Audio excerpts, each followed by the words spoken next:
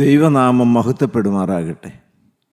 കർത്താവായ യേശുക്രിസ്തുവിൻ്റെ പരിശുദ്ധമായ നാമത്തിൽ നിങ്ങൾക്കെല്ലാവർക്കും എൻ്റെ വിനീതമായ സ്നേഹവന്ദനം.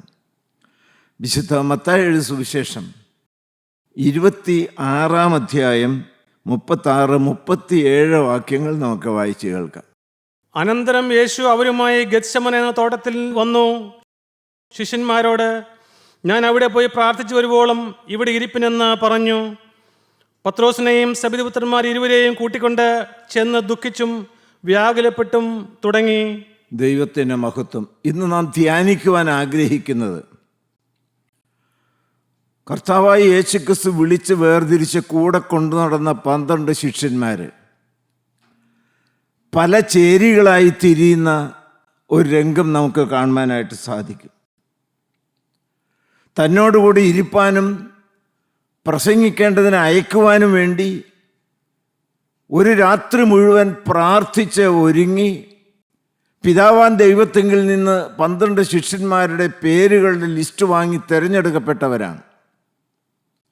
എന്നാൽ അവരെല്ലാവരും പൂർണ്ണ ഹൃദയത്തോടെ കർത്താവായ യേശുക്രിസ്തുവിനോട് പറ്റിച്ചേർന്ന് അവസാനം വരെ നിന്നില്ല എന്നുള്ളത് വേദനാജനകമായൊരു കാര്യമാണ്. അവർ പല ചേരികളായി തിരിഞ്ഞു. നാം ആദ്യം കാണുന്നത് യോഹന്നാന്റെ സുവിശേഷം 13-ാം അധ്യായം 30-ാമത്തെ വാക്യം ഒന്ന് വായിച്ചു കേൾക്കാം. ആദ്യം യൂദ കർത്താവായ യേശുക്രിസ്തുവിൻ്റെ ശത്രുവായി തീരുന്ന ഒരു രംഗം. യേശുക്രിസ്തുവിനെ ഒറ്റിക്കൊടുക്കുവാൻ വേണ്ടി ശിക്ഷഗണത്തിൽ നിന്ന് വിട്ടുപോകുന്ന ഒരു വേദനാജനകമായ രംഗം നമുക്ക് കാണുവാൻ സാധിക്കും. യോഹന്നാൻ 13:30. ഖണ്ഡം വാങ്ങിയ ഉടനെ അവൻ എഴുന്നേറ്റ് പോയി. അപ്പോൾ രാത്രിയായിരുന്നു. ദൈവത്തിന് സ്തോത്രം. 12 ശിഷ്യന്മാരും കർത്താവായ യേശുക്രിസ്തുവും കൂടി പെസഹ ആചരിക്കുകയാണ്. കർത്താവായ യേശുക്രിസ്തു ശിഷ്യന്മാരുടെ കാല് കഴുകി ഒരു മാതൃക വെച്ചേച്ച് പോയി. പിന്നീട് കർത്താവായ യേശുക്രിസ്തു അപ്പവും വീഞ്ഞും എടുത്ത് വാഴ്ത്തി ശിഷ്യന്മാർക്ക് കൊടുക്കുകയാണ്. കർത്താവായ യേശുക്രിസ്തുവിൻ്റെ പരിശുദ്ധമായ കരം കൊണ്ട് തന്നെ യൂദയ്ക്കും കണ്ണം കൊടുത്തു. ഞെട്ടിപ്പിക്കുന്നതായ ഒരു വാക്യമാണ് എടുത്തത്. കണ്ണം വാങ്ങി ഉടനെ സാത്താൻ അവനിൽ കടന്നു. അവൻ അന്ധകാരത്തിലേക്ക് പോയി, കർത്താവിൽ നിന്നും ശിഷ്യന്മാരിൽ നിന്നും വിട്ട് വേർപെട്ടു പോയി. യൂദ കർത്താവിനെ വിട്ടുപോയി. ദൈവമക്കളെ, വളരെ ആഴമേറിയ ചില പാഠങ്ങൾ നമുക്ക് അതിൽ നിന്ന് പഠിക്കുവാനായിട്ടുണ്ട്. അപ്പോസ്തലൻ എന്ന പേര് ഏറ്റുവാങ്ങി അപ്പോസ്തലനായി നടിച്ച് നടന്നവനാണ്. കർത്താവായ യേശുക്രിസ്തുവിന്റെ ശുശ്രൂഷയും ഫലമേൽപ്പിച്ചു. പക്ഷേ ദ്രവ്യാഗ്രഹം എന്ന കൊടിയ പാപം അവനെ ഗ്രസിച്ചു. അവനതിൽ വീണുപോയി. വരുത്തി വെച്ചതായിരിക്കുന്ന വീണ നിസാരമല്ല. ഗുരുവിനെ വിൽക്കുന്നതായ ഒരു ശിഷ്യൻ, ഗുരുവിനെ വഞ്ചനയുടെ ചുംബനം കൊണ്ട് ഒറ്റിക്കൊടുക്കുന്നതായ ഒരു ശിഷ്യൻ. ആ സമയത്ത് പോലും ഗുരു യൂദയെ വിളിക്കുന്ന സ്നേഹിത എന്നാണ്. സ്നേഹം മാത്രമായിരിക്കുന്ന ഹൃദയത്തെ പിച്ചി ചീന്തി ആ ശിഷ്യൻ ഇറങ്ങിപ്പോവുകയാണ്. എന്ത് സംഭവിച്ചു നിങ്ങൾക്ക് എല്ലാവർക്കും അറിയാം. കർത്താവായ യേശുക്രിസ്തുവിനോട് ചേർന്ന് നടക്കുന്ന ദൈവമക്കൾ ഓരോരുത്തരും ഒരു കാര്യം ശ്രദ്ധയോടെ കേൾക്കണം, ശ്രദ്ധിക്കണം.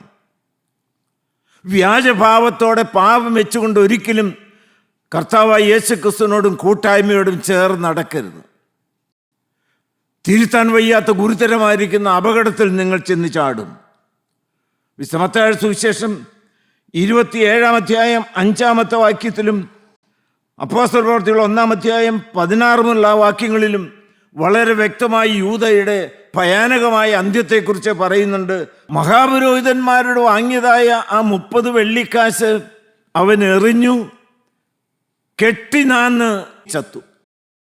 അതിൻ്റെ കുറെ കൂടി വിപുലമായ ഒരു വിശദീകരണം നമുക്ക് അപ്പോസ്തല പ്രവൃത്തികളുടെ പുസ്തകത്തിൽ കാണുവാൻ സാധിക്കും. 1-ാം അധ്യായം 16 മുതലായിരിക്കുന്ന വാക്യങ്ങൾ.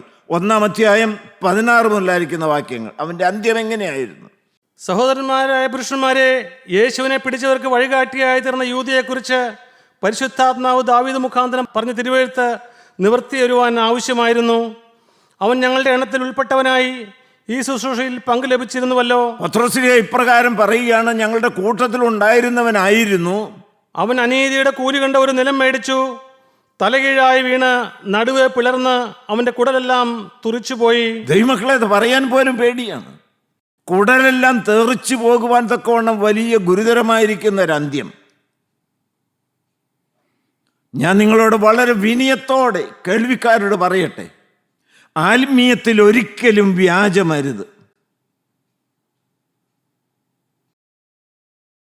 ഒരിക്കലും വ്യാജഭാവത്തോടെ ഹൃദയംഗമായി ദൈവത്തെ സ്നേഹിക്കാതെ ദ്രവ്യത്തെ സ്നേഹിച്ചുകൊണ്ടും ഒരിക്കലും ആത്മീയത്തിൽ മുന്നോട്ട് പോകരുത്. അത് അപകടമാണ് എന്ന് നിങ്ങളെ വ്യക്തമായി ഓർപ്പിക്കുകയാണ്.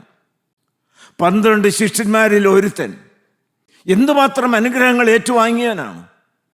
കർത്താവായി യേശുക്രിസ്തു ചെയ്ത വീര്യപ്രവൃത്തികളും അത്ഭുതങ്ങളും അടയാളങ്ങളും കാണുകയും അനുഭവിക്കുകയും യേശുക്രിസ്തുവിൻ്റെ വാഴ്ത്തിക്കൊടുത്ത ആ അപ്പം തിന്നുകയും ചെയ്ത ആ യൂദ എന്തുമാത്രം ഗുരുതരമായിരിക്കുന്ന ഭവിഷ്യത്തിലാണ് ചെന്ന് പെട്ടത്.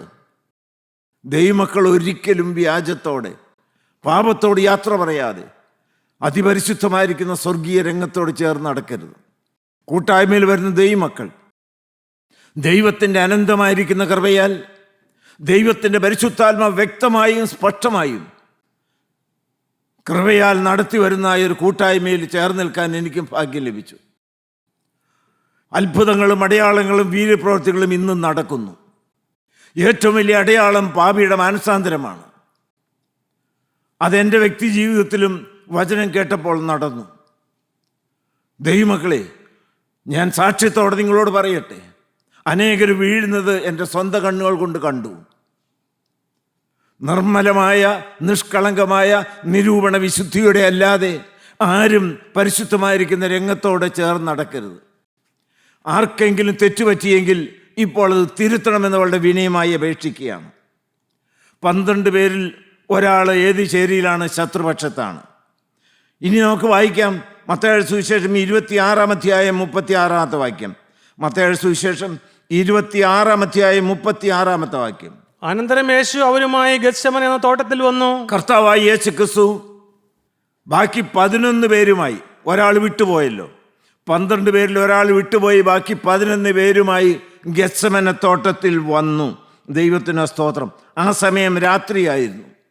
ആ രാത്രിയുടെ പേര് ധന്യനായിരിക്കുന്ന പൗലോസ്ലീഹ രേഖപ്പെടുത്തുന്നുണ്ട്, കർത്താവായ യേശു ക്രിസ്തുവിനെ കാണിച്ചു കൊടുത്ത രാത്രി. കൊരിന്ത്യർക്ക് ലേഖനം 1-ാമത്തെ ലേഖനം 11-ാം അധ്യായം ഇപ്രകാരമാണ് പറയുന്നത്, കർത്താവായ യേശു ക്രിസ്തുവിനെ കാണിച്ചു കൊടുത്ത രാത്രി. അവിടെ ഇപ്പോൾ 11 അപ്പോസ്തലന്മാരും കർത്താവായ യേശു ക്രിസ്തുവോട് ചേർന്ന് നിൽക്കുകയാണ്.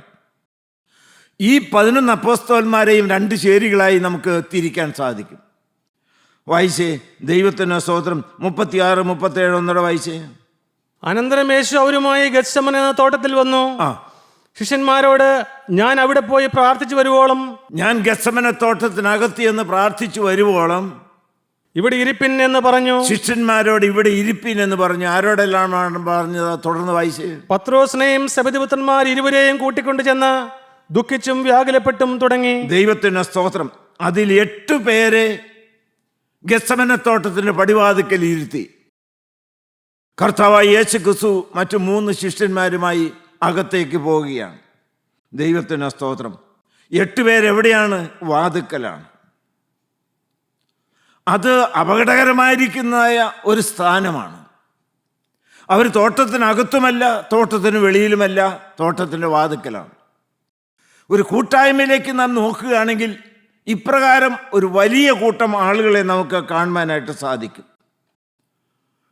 ദൈവത്തിൻ്റെ ആത്മീയമായിരിക്കുന്ന രംഗത്തോട് മുഴുവനായി പറ്റിച്ചേർന്ന് നിൽക്കാതെ ഒരു കാല് ലോകത്തിലും ഒരു കാല് ആത്മീയ ഗോളത്തിലുമായി അപകടത്തിലായിരിക്കുന്ന ചില ദൈവമക്കൾ നമ്മുടെ കൂട്ടത്തിലും കാണുവാനായിട്ട് സാധിക്കും. തോട്ടത്തിനകത്തുമല്ല, തോട്ടത്തിന് പുറത്തുമല്ല, കൂട്ടായ്മയിലുമല്ല, ലോകത്തിലുമല്ല, വിശുദ്ധിയിലുമല്ല, അശുദ്ധിയിലുമല്ല. ദൈവത്തിന് സ്തോത്രം. 1 രാജാക്കന്മാരുടെ പുസ്തകം വളരെ വ്യക്തമായി ഒരു വാക്യം പറയുന്നുണ്ട്. 1 രാജാക്കന്മാർ 18-ാം അധ്യായം 21-ാമത്തെ വാക്യം. 18-21. അപ്പോൾ ഏലിയാവ് അടുത്തു ചെന്ന് സർവ്വജനത്തോടും നിങ്ങൾ എത്രത്തോളം 2 തോണിയിൽ കാൽ വയ്ക്കും? നിങ്ങൾ എത്രത്തോളം 2 തോണിയിൽ കാൽ വയ്ക്കും? അടുത്ത വാക്യം. യഹോവ ദൈവമെങ്കിൽ അവനെ അനുഗമിപ്പിൻ. യഹോവ ദൈവമെങ്കിൽ അവനെ അനുഗമിപ്പിൻ. ബാലെങ്കിലോ അവനെ അനുഗമിപ്പിൻ എന്ന് പറഞ്ഞു. ദൈവത്തിന് സ്തോത്രം. വ്യക്തമായി നിങ്ങൾ ഈ വാക്യം ഒന്ന് കേൾക്കണം. 2 തോണിയിൽ കാൽ വയ്ക്കുന്നത് അപകടമാണ്. സമാന്തരമായി 2 തോണികൾ പോയിക്കൊണ്ടിരിക്കുകയാണ്. ഒരു യാത്രക്കാരൻ്റെ ഒരു കാലം ഒരു തോണിയിലും മറ്റേ കാലം മറ്റേ തോണിയിലുമാണെങ്കിൽ ഏതെങ്കിലും സമയത്ത് തോണി അകലുന്ന സമയത്ത് അവൻ അപകടത്തിൽ പെട്ടുപോകും. ഇന്ന് അപകടാവസ്ഥയിലായിരിക്കുന്ന ആരെല്ലാം ഈ ശബ്ദം കേൾക്കുന്നുണ്ട്. യഹോവ ദൈവമെങ്കിൽ അവൻ്റെ പക്ഷത്തേക്ക് പറ്റിച്ചേർന്ന് നിൽക്കുക. സാത്താൻ്റെ പക്ഷത്താണ് നിങ്ങൾ ആഗ്രഹിക്കുന്നതെങ്കിൽ അതിനെ സ്വീകരിക്കാൻ ഞാൻ പറയില്ല, അത് അപകടമാണ്. ദൈവമക്കളെ, ഞാൻ നിങ്ങളോട് ചോദിക്കട്ടെ, നിങ്ങൾ കർത്താവിൻ്റെ പക്ഷത്താണോ സാത്താൻ്റെ പക്ഷത്താണോ? ദൈവത്തിന് സ്തോത്രം. പൗലോസ് വ്യക്തമായിട്ട് പറയും, ക്രൂശിൻ്റെ സാക്ഷികളും ക്രൂശിൻ്റെ ശത്രുക്കളും. 2 ഗണങ്ങൾ മാത്രമേ ഉള്ളൂ, രക്ഷിത ഗണവും നശിക്കുന്ന ഗണവും. നിങ്ങളെ തന്നെത്താനൊന്ന് ശോധന ചെയ്യണം.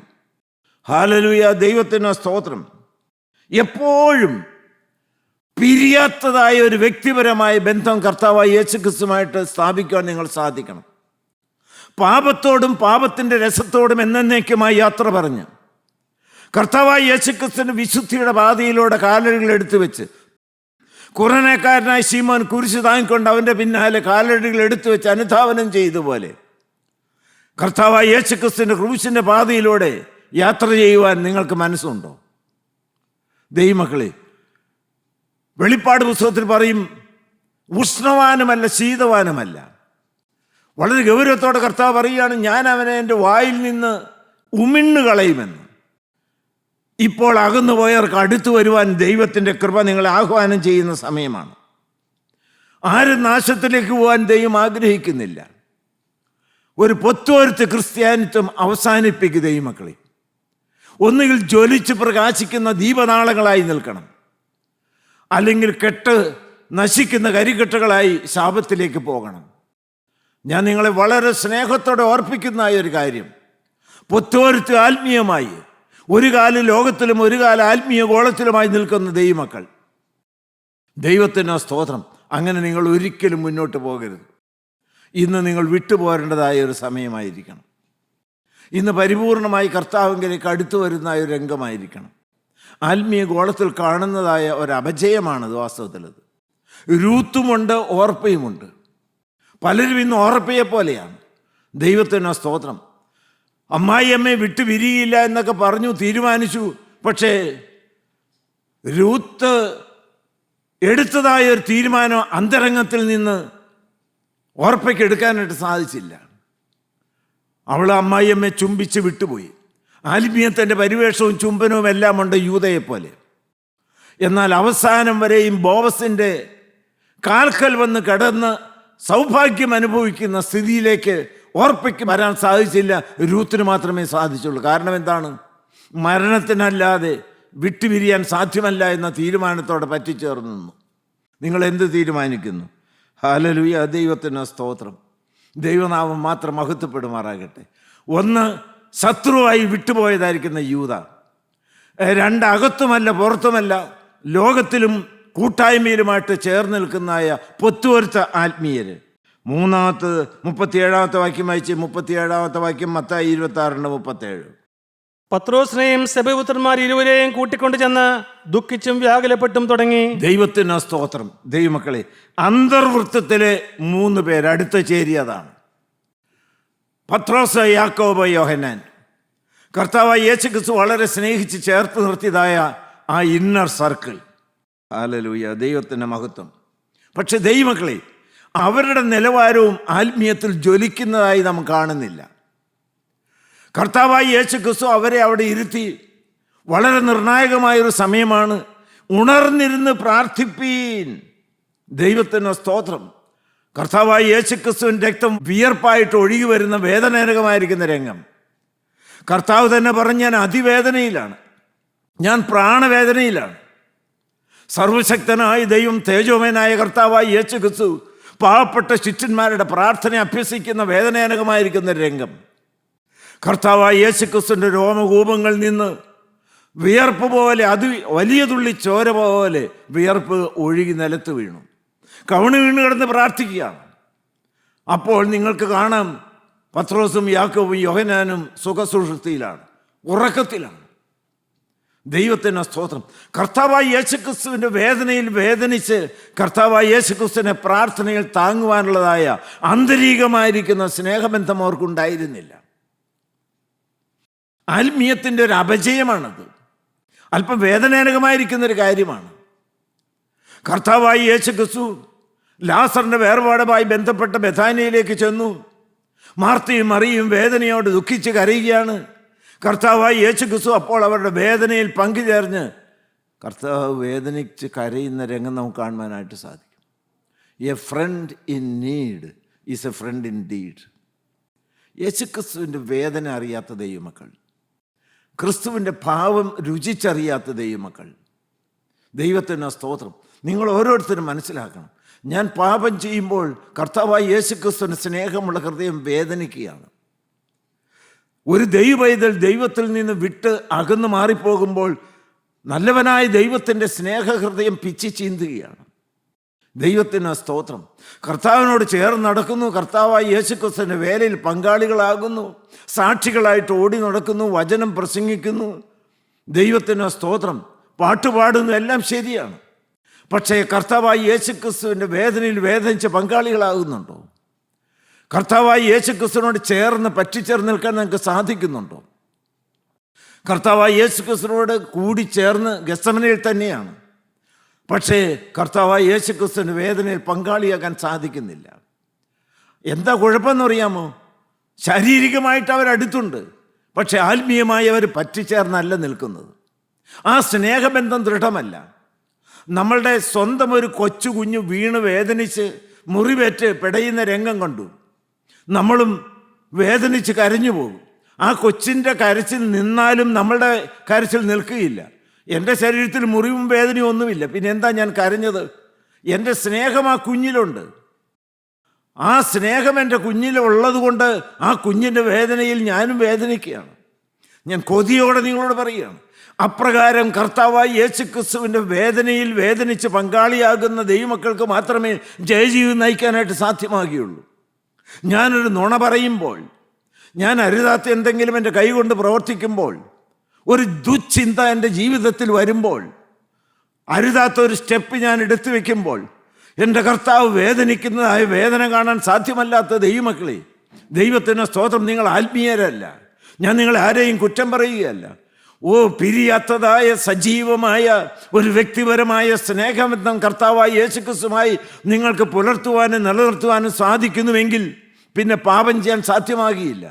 പാപം ചെയ്താൽ നരകത്തിൽ പോകുമല്ലോ, വിശുദ്ധ ജീവിതം നയിച്ചാൽ സ്വർഗത്തിലെത്താമല്ലോ എന്നുള്ളതായ ആ ഒരു കാഴ്ചപ്പാടിലല്ല. സ്നേഹം പാപത്തിൽ തന്നെ അകറ്റി നിർത്തുന്നു. ദൈവത്തിന് സ്തോത്രം. ഒന്ന്, കർത്താവിൻ്റെ ശത്രുവായി തീരുന്ന യൂദ. രണ്ട് തോണിയിൽ കാലുവെക്കുന്നതായ 8 ശിഷ്യന്മാർ.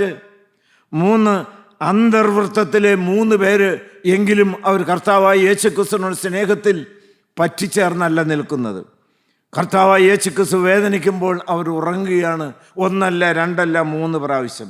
മരിക്കേണ്ടി വന്നാലും കർത്താവിനെ തള്ളിപ്പറയുകയില്ല എന്ന് പറഞ്ഞതാണ്. നമുക്ക് മരിപ്പാനായിട്ട് അങ്ങോട്ട് പോകാം എന്ന് പറയുന്നതായ ശിഷ്യന്മാർ ഇപ്പോൾ എവിടെയാണ്? ദൈവത്തിന് സ്തോത്രം. എങ്കിലും കർത്താവരെ ചേർത്ത് നിർത്തി. എനിക്ക് അവസാനമായിട്ട് മറ്റൊരു ചേരിയിൽ നിൽക്കുന്നതായ സ്നേഹനിധിയായ ഒരു വ്യക്തിയെക്കുറിച്ച് പറയുവാനായിട്ടുണ്ട്. യോഹന്നാന്റെ സുവിശേഷം 13-ാം അധ്യായം 23-ാമത്തെ വാക്യം. യോഹന്നാൻ 19-ാം അധ്യായം 26-ാമത്തെ വാക്യം. ശിഷ്യന്മാരിൽ വെച്ച് യേശു സ്നേഹിച്ച ഒരുത്തൻ, അത് യോഹന്നാൻ ശ്ലീഹായാണ്. യേശുവിന്റെ മാർവിടത്ത് ചാരിക്കൊണ്ടിരുന്നു. ഹല്ലേലൂയ. ദൈവത്തിന് സ്തോത്രം. അത് പറയാൻ എനിക്കൊരു 100 നാവുണ്ട്. ദൈവമക്കളെ, ഒരു ശിഷ്യനെ കുറിച്ച് എടുത്തു പറയുകയാണ്. പേര് പറയാൻ പോലും ആ വിനയം അനുവദിക്കുന്നില്ല. ദൈവത്തിന് സ്തോത്രം. എന്താ കാരണം എന്നറിയാമോ? അരുമനാഥൻ്റെ മാറിടത്തിലെ സ്നേഹത്തിൻ്റെ ചൂടും സ്പന്ദനവും രുചിച്ചനുഭവിച്ചതായ ഒരു ശിഷ്യൻ. ഹല്ലേലൂയ. ദൈവത്തിന് സ്തോത്രം. ദൈവത്തിൻ്റെ മഹത്വം. ഇടയൻ അണ്ടുകൊണ്ടു ശിഷ്യന്മാരെല്ലാവരും ആടുകളെപ്പോലെ ചിതറിപ്പോയപ്പോൾ നമുക്ക് ഈ ശിഷ്യനെ കാണുവാൻ സാധിക്കും. യോഹന്നാൻ 19 അധ്യായത്തിൻ്റെ 26 വാക്യം. യോഹന്നാന്റെ സുവിശേഷം 19 അധ്യായത്തിൻ്റെ 26 വാക്യം. യേശു തന്റെ അമ്മയും താൻ സ്നേഹിച്ച ശിഷ്യനും നിൽക്കുന്നത് കണ്ടിട്ട് യേശു കാൽവറി ക്രൂശിൽ പിടഞ്ഞു മരിക്കുന്ന രംഗമാണ്. കർത്താവായ യേശു ക്രിസ്തു നോക്കുമ്പോൾ തമ്പുരാനെ പറ്റി അമ്മയും ദൈവത്തിൻ്റെ സ്തോത്രം യോഹന്നാൻ ശ്ലീഹായും അവിടെ അടുത്ത് വേദനയോടെ വിതിമ്പിക്കൊണ്ട് നിൽക്കുന്നുണ്ട്. ദൈവത്തിന് മറ്റുള്ളവരെല്ലാവരും ഓടിപ്പോയപ്പോൾ ഇടയൻ അടികൊണ്ട സമയത്ത് വേദനിച്ച് പിടയുന്നതായ സമയത്ത് മറ്റ് ശിഷ്യന്മാരാരെയും അവിടെ കാണുന്നില്ല. പക്ഷെ പിരിയാത്ത സ്നേഹബന്ധത്തിൻ്റെ ചൂടിൽ കർത്താവായ യേശു ക്രിസ്തുവിൻ്റെ ക്രൂശിൻ ചോട്ടിൽ പറ്റിച്ചേർന്ന് നിൽക്കുന്നു. ഇതാ യോഹന്നാൻ ശ്ലീഹാ മാതാവും. ദൈവത്തിന് സ്തോത്രം. ദൈവമക്കളെ, ഞാൻ എന്തിനാണ് ഈ 3-4 ചേരികളുടെ കാര്യം പറഞ്ഞത്? നിങ്ങൾ ആരോട് ചേർന്ന് നിൽക്കുന്നു? നിങ്ങൾ ഏത് ചേരിയിലാണ്? ഞാൻ തത്വം പ്രസംഗിക്കുകയല്ല ചെയ്തത്. നിങ്ങൾ ഓരോരുത്തരും നിങ്ങളെ തന്നെ വചനത്തിൻ്റെ വെളിച്ചത്തിലൊന്ന് ശോധന ചെയ്യണം. ഹല്ലേലൂയ, ദൈവത്തിന് സ്തോത്രം. നിങ്ങൾ ഒരു വ്യക്തമായ തീരുമാനത്തിലേക്ക് ഇന്ന് നിങ്ങളൊന്ന് കടന്നു വന്നേ മതിയാകുകയുള്ളൂ. ഞാൻ നിങ്ങളെ വിളിക്കുന്ന മറ്റൊന്നിലേക്കുമല്ല. ഒരു കൂട്ടായ്മയോട് പറ്റിച്ചേർന്ന് നിൽക്കാൻ വേണ്ടിയിട്ടല്ല, ഒരു സഭയോട് പറ്റിച്ചേർന്ന് നിൽക്കാൻ വേണ്ടിയിട്ടല്ല, ഏതെങ്കിലും ഒരു പ്രവർത്തന രംഗത്തോട് പറ്റിച്ചേർന്ന് നിൽക്കുന്ന ആഹ്വാനമല്ല ഈ തരുന്നത്. ഹല്ലേലൂയ, അരുമനാഥൻ്റെ മാറിടത്തിലെ സ്നേഹത്തിൻ്റെ ചൂട് അനുഭവിപ്പാൻ തക്കവണ്ണം യേശുവിൽ ചാരി നിൽക്കാൻ നിങ്ങൾക്ക് തയ്യാറുണ്ടോ? ഞാൻ അല്പം വിനയത്തോടെ കൈകൂപ്പിക്കൊണ്ട് പറയട്ടെ, അരുമനാഥൻ്റെ സ്നേഹത്തിൻ്റെ ചൂട് അല്പം ഒക്കെ രുചിച്ചുകൊണ്ടാണ് നിങ്ങളോട് പറയുന്നത്. ഹല്ലേലൂയ, അവനെനിക്ക് പ്രാണപ്രിയനാണ്, അവനെനിക്ക് ജീവൻ്റെ ജീവനാണ്. ഹല്ലേലൂയ, ജീവൻ തന്നെ സ്നേഹിച്ച കർത്താവായ യേശുക്രിസ്തുവിന് വേണ്ടി ഹല്ലേലൂയ അലിഞ്ഞു ചേരണം, കത്തി എരിഞ്ഞു ചേരണം എന്നാണ് അടിയൻ്റെ ആഗ്രഹം. ദൈവം തിയോളജി പ്രസംഗിക്കുന്നൊരു വ്യക്തിയായിട്ടല്ല, യഹോവ നല്ലവനെന്ന് രുചിച്ചറിഞ്ഞതിൻ്റെ മാധുര്യത്തിൻ്റെ ശബ്ദമാണ് നിങ്ങൾ കേൾക്കുന്നത്. ഒന്നും തികഞ്ഞവനായിട്ടൊന്നുമല്ല. യോഹന്നാൻ ശ്ലീഹാ ആര്, ഞാൻ ആര്? ദൈവത്തിന് സ്തോത്രം. നിങ്ങളെ തന്നെ ഒന്ന് വിലയിരുത്താവോ ദൈവമക്കളെ? ഇന്നൊരു മടങ്ങി വരവിൻ്റെ ദിവസമായി മാറണം. ഹല്ലേലൂയ, ഈ യൂദയെപ്പോലെ ആരും യേശുക്രിസ്തുവിനെ ഒറ്റിക്കൊടുത്ത് യേശുക്രിസ്തുവിൻ്റെ ശത്രുവായി നാശത്തിലേക്ക് നിത്യനരകത്തിൻ്റെ ഓഹരിക്കാരായി നശിക്കാൻ ഇടവരരുത്. മറ്റ് 11 പേരിൽ 8 പേരെ പോലെ ഒരു പൊത്തുവരുത്ത ആത്മീയത്തിൽ നിങ്ങൾ ഒരിക്കലും കർത്താവിന് വേദന വിഷയമായി തീരാനായിട്ട് ഇടവരരുത്. ഹല്ലേലൂയ, ദൈവത്തിന് സ്തോത്രം. ദൈവമക്കളെ, ആ 3 പേരെ പോലെ പത്രോസും യാക്കോബും യോഹന്നാനെ പോലെയും തീർന്നാൽ പോരാം. അവിടെ കർത്താവായി യേശുക്രിസ്തു രക്തം വാർന്നൊലിച്ച് കവിണ് വീണ് കിടന്ന് പ്രാർത്ഥിക്കുമ്പോൾ ഉറങ്ങുവാൻ സാധിക്കുന്നതായ ഒരു ആത്മീയ ബന്ധം മാത്രമേ അവർക്കുള്ളൂ. അതും അപകടമാണ് എന്ന് നിങ്ങളോട് വളരെ വ്യക്തമായി ഓർപ്പിക്കട്ടെ. ഹല്ലേലൂയ, ദൈവത്തിൻ്റെ മഹത്വം, കർത്താവിന് സ്തോത്രം. അന്തരംഗത്തിലാണ്, ഇന്നർ ഫെലോഷിപ്പിലാണ്, പ്രവർത്തന രംഗത്താണ്. ഓടി നടന്ന ആത്മീയത്തിൻ്റെ കൂട്ടായ്മയുടെ മുൻപന്തിൽ നിന്ന് പലതും പ്രവർത്തിക്കുന്നുണ്ട്. പക്ഷേ കർത്താവായി യേശുക്രിസ്തുവിൻ്റെ വേദന, ആ സ്പന്ദനം അനുഭവിച്ചറിയാത്ത ഒരു കൂട്ടമായി നിങ്ങൾ അധപ്പതിക്കാൻ ഇടവരരുത്. എന്നാൽ ഒരു കാര്യത്തിലേക്ക് നിങ്ങൾ എല്ലാവരെയും മാടി വിളിക്കുകയാണ്, ക്രൂശിൻ ചുവട്ടിലേക്കൊന്ന് വരാമോ? ഹല്ലേലൂയ, ഇപ്പോൾ കർത്താവായ യേശുക്രിസ്തു കണ്ണു തുറന്നു നോക്കിയപ്പോൾ മാതാവിനെയും യോഹന്നാൻ ശ്ലീഹായെയും കണ്ടതുപോലെ ഇപ്പോൾ കർത്താവിനോട് നിങ്ങൾക്കൊന്ന് പറയാമോ? കർത്താവേ, രക്തം മാർന്നൊലിക്കുന്ന ക്രൂശിൻ ചുവട്ടിലേക്ക് ഇതാ ഞാനും വരികയാണ്. Hallelujah, hallelujah, hallelujah. നീ മാതാവിനെയും യോഹന്നാൻ ശ്ലീഹായും തമ്മിൽ പരമേൽപ്പിച്ചതുപോലെ കർത്താവേ, നീ എൻ്റെ കാര്യവും ഒന്ന് ഏറ്റെടുക്കണമേ. ആരെല്ലാം ക്രൂശിൻ ചോട്ടിലേക്ക് വന്നു, നിങ്ങൾക്ക് വ്യക്തമായി വിശ്വാസത്തിൻ്റെ വാക്കുകൾ പറയാൻ പറ്റുമോ? കർത്താവേ, എൻ്റെ വിശ്വാസത്തിൻ്റെ കാലുകൾ എടുത്തി വെച്ച് എനിക്ക് വേണ്ടി രക്തം മാർന്നൊലിച്ച് കിടക്കുന്ന കർത്താവായ യേശുക്രിസ്തുവിൻ്റെ ക്രൂശിൻ ചോട്ടിലേക്ക് ഞാനിതാ വന്ന് അണയുകയാണ്. എൻ്റെ വിശ്വാസത്തിൻ്റെ കരം കൊണ്ട് ആ പരിശുദ്ധമായിരിക്കുന്ന രക്തം പുരണ്ടതായ ആ കാൽപാദം ഞാൻ കെട്ടിപ്പിടിക്കുകയാണ്. ഞാൻ വിറയലോടുന്ന് ചുംബിക്കുകയാണ്. എൻ്റെ ജീവിതം കർത്താവിന് വേണ്ടി കൈമാറുകയാണ്. ഇന്നു മുതൽ ഞാൻ എൻ്റെ വിശുദ്ധ സാക്ഷിയായി ഒരിക്കലും വിട്ടുപിരിയാത്ത ബന്ധം സ്ഥാപിക്കുമെന്ന് നിനക്ക് ഉറപ്പ് തരികയാണ്. നമുക്ക് പ്രാർത്ഥിക്കാം. കാരണം നിറഞ്ഞ ദൈവമേ, വാഴ്ത്തപ്പെട്ട പൊന്നു കർത്താവേ, ദൈവീകമായ സാന്നിധ്യത്തിനായി ഞങ്ങൾ നിന്നെ സ്തുതിക്കുന്നു. ക്രൂശിൻ്റെ സ്നേഹം ഞങ്ങളെ മാടി വിളിച്ച് ക്രൂശിനെ സ്നേഹച്ചരട് കൊണ്ട് ബന്ധിച്ച് ഞങ്ങളെ അടുപ്പിച്ചതിനായി ഞങ്ങൾ നിന്നെ സ്തുതിക്കുന്നു. ഞങ്ങളെല്ലാവരെയും അനുഗ്രഹിക്കണമേ, വാഴ്ത്തണമേ, രണ്ടാമത്തെ വരവിന് വേണ്ടി ഒരുക്കണമേ, മഹത്വം തിരുമേനെടുക്കണമേ. യേശു കർത്താവിൻ്റെ പരിശുദ്ധ നാമത്തിൽ അപേക്ഷിക്കുന്നു. കൃപയോട് കേട്ട് ഉത്തരമല്ലുമാറാകണമേ. ആമീൻ.